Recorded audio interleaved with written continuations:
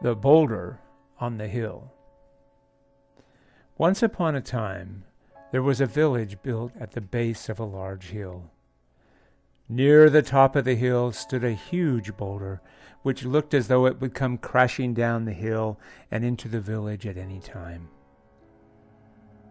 Everyone in the village talked about how long the builder would stay on the hill before it came crashing down.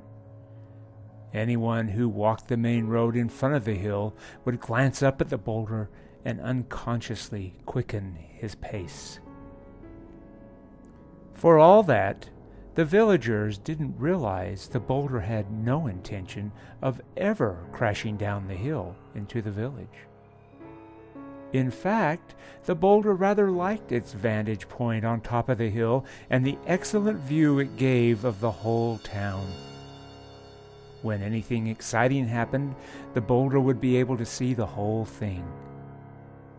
But sadly, no one ever asked the boulder how it felt about its hilltop home. One day, the villagers decided to do something about the big boulder on the hill. They sent a team of carpenters to the boulder and built a huge wooden fence around it to keep it from coming down into the village. Everyone said they thought this was a perfect solution to a worrisome problem. No one asked the boulder. Now that there was a fence around it, the boulder was no longer able to watch all that went on in the village. In fact, just about the only way for it to see anything at all was to look through knotholes in the fence or to stand on its tippy toes and look over the top of the fence. Now, a boulder's tippy toes really aren't much to brag about, since it seldom has any use for tippy-toeing around. As a result, the boulder could only stand on its tippy toes for short periods of time before it got tired and started to wobble. At first, all of the people in the village were relieved to have a fence around the boulder, which made them feel much safer. But it wasn't long before they noticed the boulder peeking over the fence. That concerned them.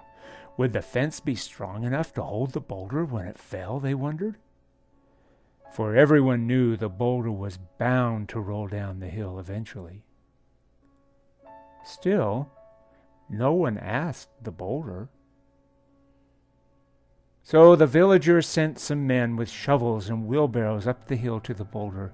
They dug out great mounds of dirt and piled them up against the fence. Then they stacked rocks around on every side to make it stronger. "Surely this will hold the boulder," they all said. But no one asked the boulder. The boulder was quite sad now that the knotholes in the fence were covered with dirt and rocks. It missed looking down on the village it loved so much. Of course, it could still stand on tippy toes and look over the fence, but its toes were so tiny and the boulder was so big. It could only look over the fence for very short periods of time before getting tired. Then, one day, there was a great excitement in the village. The big white church, right in the middle of town, had caught on fire.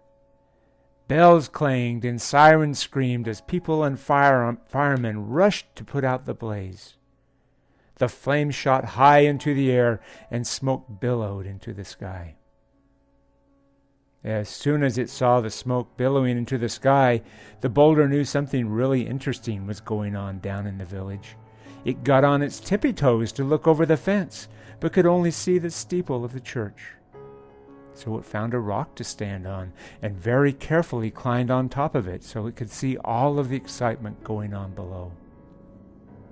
Sadly, the rock it chose was still a very young rock and didn't have a good grip on the side of the hill. The added weight of the huge boulder caused the young rock to lose its grip for just a moment, and the boulder lost its balance. You probably know what happened next. The huge boulder slipped right off that rock and crashed through the fence.